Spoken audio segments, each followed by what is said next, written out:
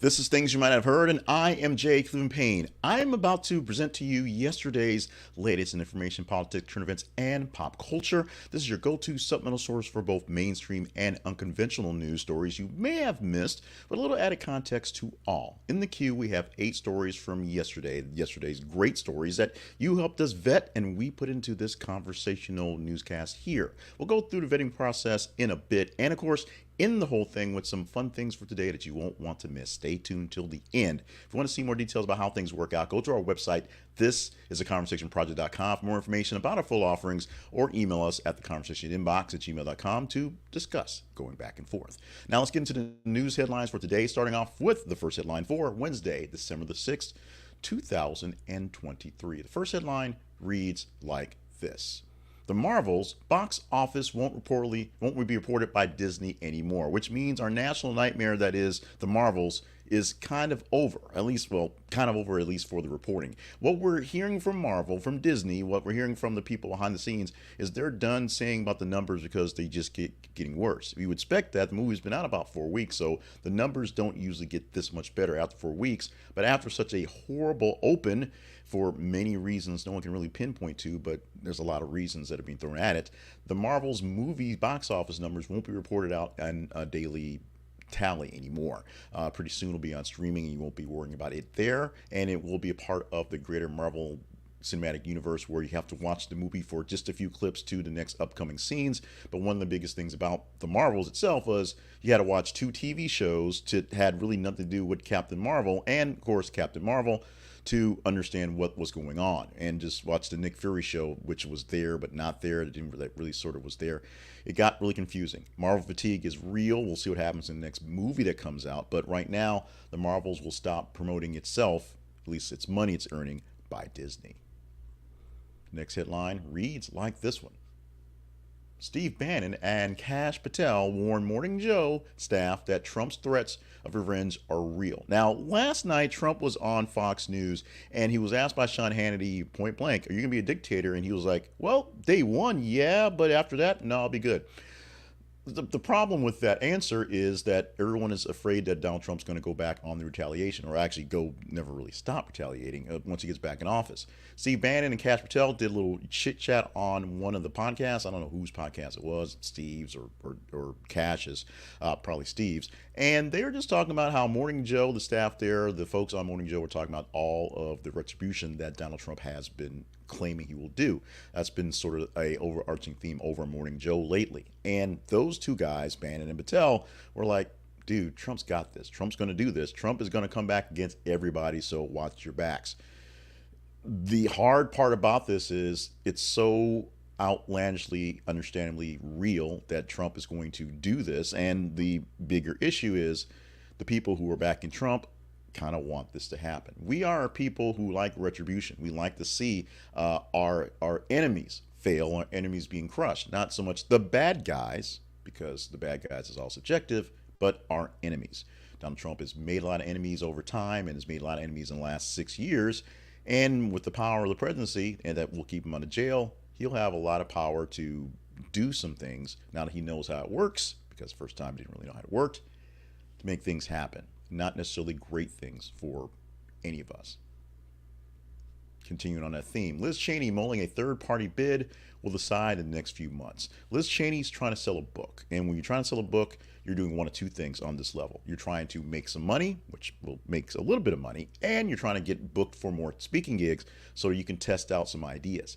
People running for president write these big old books and go for it. Everybody on stage right now wrote some sort of book before they announced their presidency to kind of go into the detail and put a little bit of a teaser for folks to see what they're all about. Liz Cheney's been doing this more or less all her life as the daughter of that guy Dick, and of course just being in the political realm forever and being one of the highest ranking politicians in Congress while she was there in her last go around. Of course now she's no longer in Congress and no longer has that sway because the people essentially weren't going to vote her in because they kind of like Trump. Her people in her state kind of like Trump more than her. It is what it is. Liz Cheney's saying the same things that everyone else is saying. If it will prevent Donald Trump from winning, she may jump in. She's thinking about it in a few months.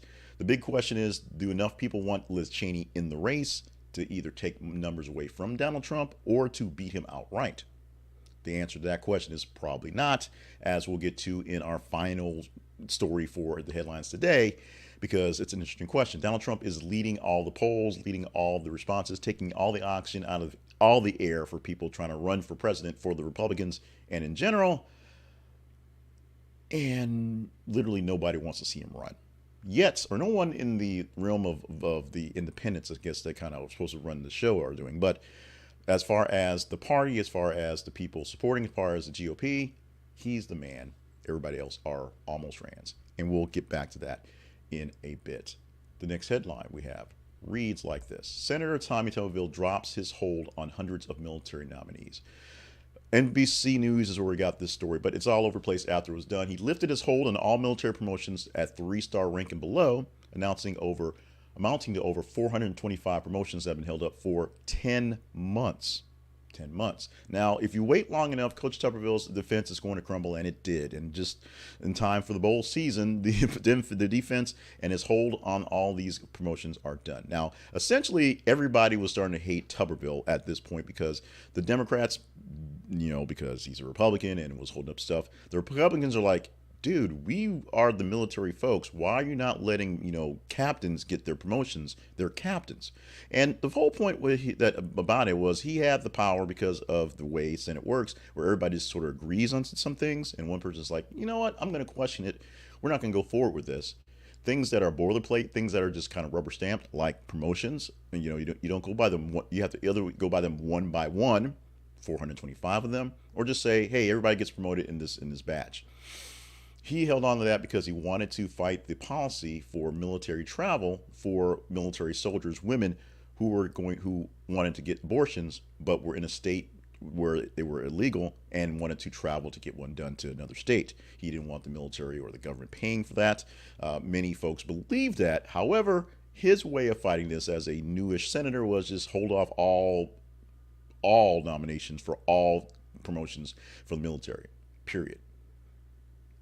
We'll see how this plays out as now people start getting their promotions and a lot of big high spots, 3-star spots for commandants of various places, including, I believe, the Joint Chiefs of Staff will now be able to be filled and get back to whatever normal is at this point in time. Although I don't think we'll ever get back to anything that's really normal going forward. Speaking of not normal, here's a headline that popped up kind of randomly late in the evening. I posted it fairly late and you guys responded.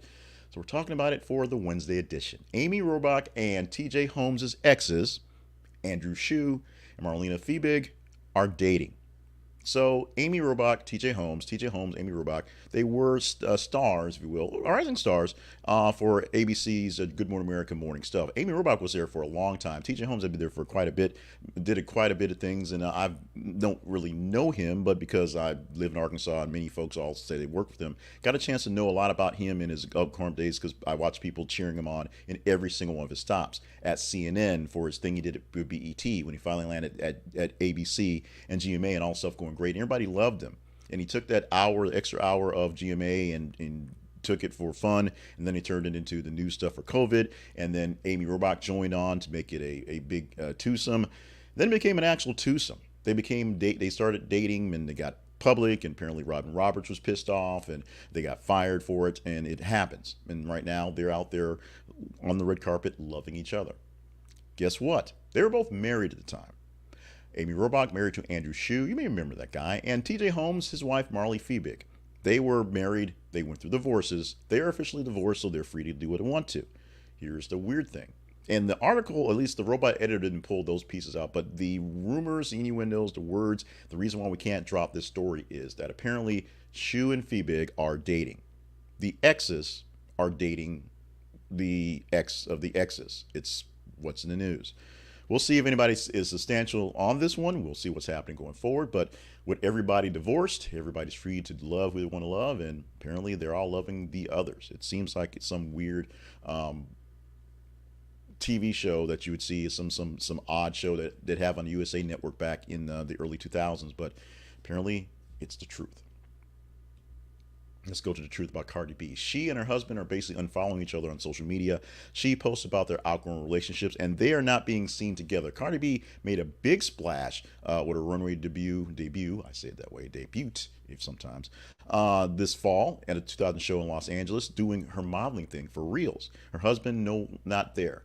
Offset accused Cardi B of cheating on him in June. She denied it, and now Offset saying, well, yeah, I kind of made it up. I was just sort of drunk when I did that. And of course, Cardi B is saying their relationship is splitting up. It's just not working. We'll see how long it will last going forward. And because they're famous and it's public, it'll be famously public going forward. Panera Bread faces a second wrongful death lawsuit over charged lemonade. A second person has died, and they claim it was lack of warning about the caffeinated beverage ingredients, leading this customer to suffer a fatal cardiac arrest.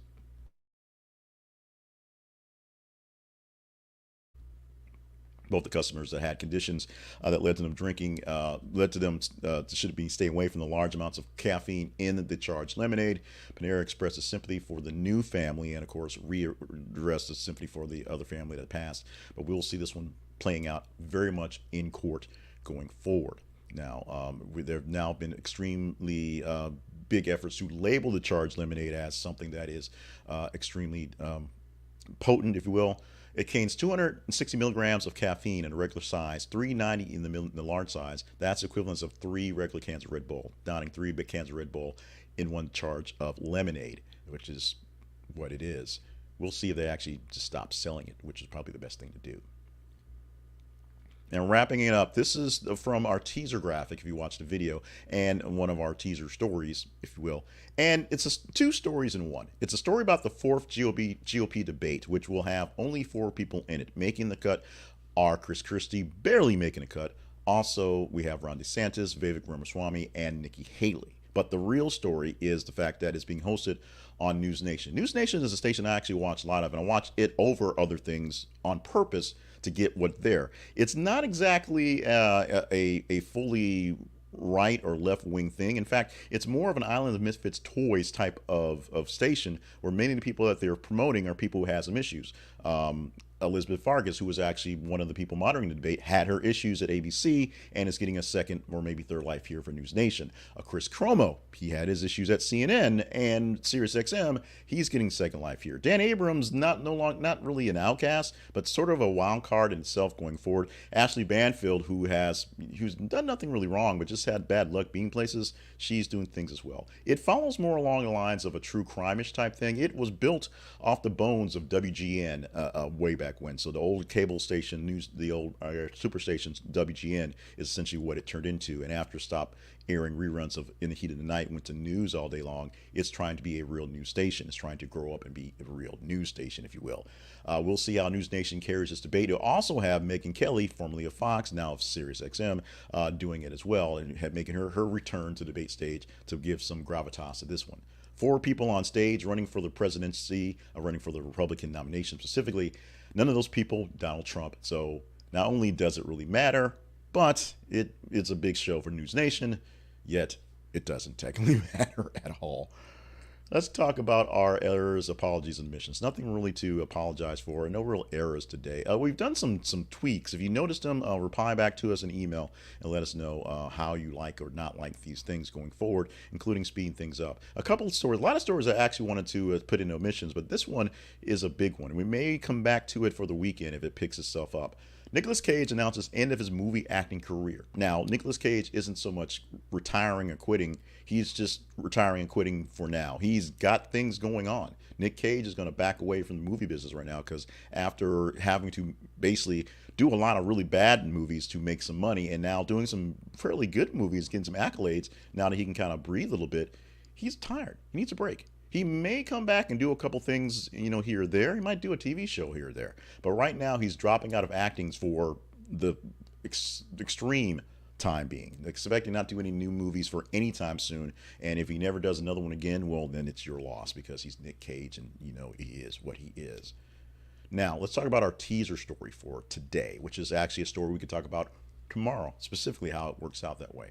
If you want to talk about this story, you just simply go to our feeds. You want to talk about any story, actually, you go to our feeds on Facebook and Twitter. Facebook.com/this is a conversation project, Twitter.com or X.com/th_conversation. Every 50 minutes or so, we post a news story to y'alls to engage in. You want you to read it so you can get some details on stories going out there that you may have missed, or a story particularly that people are talking about that we want to get deeper into. You just like it, love it, hate it, share it on that platform. We take that engagement, turn it into a real number score, and we take these stories that are the best to pull to talk from. Tuesday through Friday, it's the top 15 stories of the day. We get over 30 stories within a day's worth of capture. If you take the top 15, pull 8, give them to you in the headlines. Monday, it's 10 stories from top 30 of the weekend, where we get over 90 stories over that span of 3 days plus. This story is one that's going to start a fight, and I pulled it out there. There are plenty of other stories that are actually, decent news stories that you probably should know about. Here, I'm just trying to poke buttons. Is Die Hard a Christmas movie? Half of Americans say, ho, ho, no, in a new Yahoo News YouGov poll. Now, the poll went out that says, and you see, if you're looking at the video, you can see the numbers there. It's split up. 50% say Die Hard is not a Christmas movie. 26% say yes, 23% say not sure. So it's not even kind of a fight on this one. Basically, all the people who love the movie and just say it's a Christmas movie, apparently in the poll of real people, air quotes, say it's not. Oh, by the way, Die Hard is a Christmas movie. It just is. It is. But if you're ready to have this fight, engage in the story, reply in the comments, and I'll probably do a quick TikTok on this one before we get out of here for the main work job, and you can reply to that one as well. We want you to also visit our sponsors page at thisisconversationproject.com/sponsors, and today we're spotlighting Zenni Optical, Zenni. So visit this is a conversationproject.com/Zenni so that you can get your next pair of glasses. And Christmas is coming, and you're going to be out of money if you're not already fairly soon. But the beginning of the year is also coming. You want to start off fresh, start off new, and maybe for that Christmas, a gift for yourself. A great gift for yourself would be a great new pair of glasses. And Zenni Optical offers up great glasses, great frames, not cheap, great lenses, not cheap, and great fashion for all men, women, and children at a great price. And you don't have to pay $100 to send back 5 pairs of glasses. You go to Zenni Optical, you do everything every place else. You can do the online show thing, so you can see how you look in your glasses. You can see what's going on. You can get glasses that do blue blocking, glasses that do transitions, glasses do everything as well for a great price, which is less than you'll see in other places. And if you don't like them, send them 1 pair of glasses back, and they'll send you your money back. That's it. Don't get 6 pairs to send 5 back and pay a whole bunch of money because they're going to hold on to it. Get the glasses you want. Get 2 or 3 pairs of glasses because they're going to be that inexpensive, and just live the life. Get sunglasses, get sports glasses, get what you need from Zenni Optical. This is a conversationproject.com/Zenni, Zenni, and it's a affiliate link. So when you purchase from them, we get a bit back from them. So thank you so much for checking them out, because I've bought my glasses from Zenni for over 10 years, and I buy the same frames, and I love them. I love my glasses. You can love your glasses too from Zenni. If you love us, we'd appreciate you letting us know. Email the Conversation Project at or visit the Conversation Project at thisisconversationproject.com. Email us at theconversationinbox@gmail.com. Visit our feeds, which we talk about all the time because that's how we get the stories to talk about. That's right there. Stop by our website and visit sponsors and check out the partnerships page and see if there's ways you want to help us out there as well. And just let us know what we're doing. The biggest thing you can do for free is let us know what we're doing well and not so well. If you think we could do things better, let us know. If you want to really help us do things better, visit the partnerships page and go that route. But if you think we can do a few things better, let us know. Keep it a few things just to tease. While we played around with some stuff, we added some lights. I've changed some of the angles and the views on the thing, so maybe you've seen some different stairs. We had some issues with some of the slides because I ended up erasing some of my templates, so some things look different, not by design. Hopefully you like them, because I don't think we can find the old templates back. Otherwise, we'll be working on some old templates again. But let us know how you liked some of the switches and changes that we popped in so far this week, and some few more are popping in every couple of days while we work through the season. We know the drop of views will happen during the season because it's Christmas and people are taking vacations. They're not up at normal times. They're not doing their regular routines. So we understand that. But hopefully we will get some more people to join, since they're, on different routines and different things may pop up going that way. We need subscribers, we need partners, we need your help, we need people to check out the feeds. So the biggest thing we can do, ask you to do for this season of giving is give a little bit of time and share what we do to others and try to grow the family. We appreciate that very much. Now, the fun stuff for this morning. We always wrap up the show with fun stuff, and we always start fun stuff with birthdays every single weekday morning. Today, we are spotlighting our brother's birthday, Andrew Cuomo. We talked about Chris Cuomo just sort of in passing in the NewsNation story, but Andrew Cuomo, the former governor of New York City, and once time, focused to maybe be the savior to save us from Donald Trump and be our next president. Not going to happen anytime soon. His redemption story, although Trump never really had to redeem anything, his redemption story for Cuomo is still ongoing. In fact, he's still being sued by folks, so I think his redemption story is going to be extended for quite some time before we get that part. But 66 years old on the day for Mr. former governor Andrew Cuomo. On this day in 1877, the Washington Post newspaper was first published. And of course, it's still kind of been a thorn in the side of politicians and people ever since. Although 1886, fewer politicians to complain about or fewer ways to kind of complain in the open. The Washington Post is one of the nation's obviously oldest newspapers, a storied institution, and some people love it, some people hate it, some people wish the whole rag would go away. Published this day, first time, 1877.